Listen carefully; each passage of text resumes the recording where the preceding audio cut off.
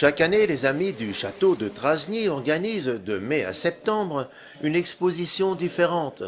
Cette fois-ci, c'est la boulangerie-pâtisserie, l'occasion de faire connaissance avec des outils d'antan. Et pour peu qu'on ferme les yeux, il y flotte une bonne odeur de pain.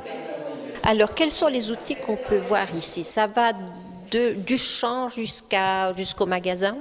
Non, c'est simplement la boulangerie avec les outils de garniture pour la boulangerie-pâtisserie, les anciens outils que le boulanger utilisait. Ou alors certains meubles, je vais appeler ça des meubles, pour garnir dans les boulangeries aussi. Alors, que peut-on voir ici comme outil? Expliquez-nous. D'abord, il y a les fours. Le four, il est là. C'est un semblant de four que nous avons fait pour garnir plus ou moins, puisque c'est une boulangerie. Alors, le panneau qui démontre bien le boulanger qui travaille avec son aide. Alors, les balances, les marmites en cuivre. Les platines à tarte. Les platines à tarte, et alors différentes garnitures pour... différentes garnitures pour les gâteaux et les cougnous.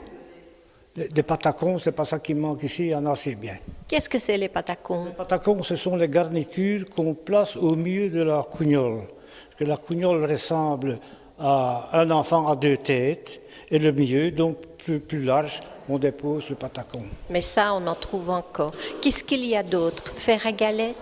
Il y a des fers à galette, fer à gâteau, à biscuits, différents fers à biscuits avec des différents modèles de garnitures. Est-ce que les outils ont beaucoup changé durant toutes ces années? Pour la boulangerie-pâtisserie, pas beaucoup, parce que c'est un boulanger qui est venu, il y a encore assez bien d'outils qu'il utilise de leurs parents. Il y a donc un boulanger que je connais, c'est la troisième génération, et il utilise encore beaucoup d'outils de ses parents et arrière-grands-parents.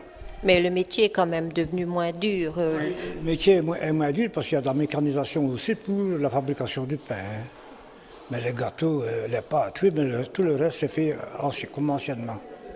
Le pain a toujours fait partie de la vie des gens, on en a toujours besoin.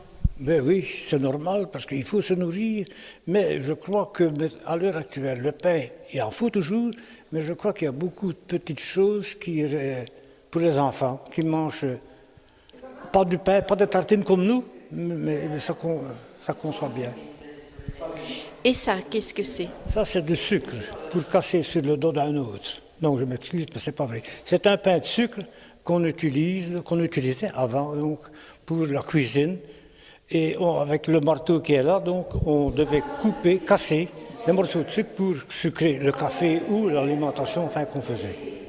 En fait, il y a des outils professionnels et des outils de tout un chacun ici. Oui, des outils de ménage pour la ménagère et des outils professionnels aussi.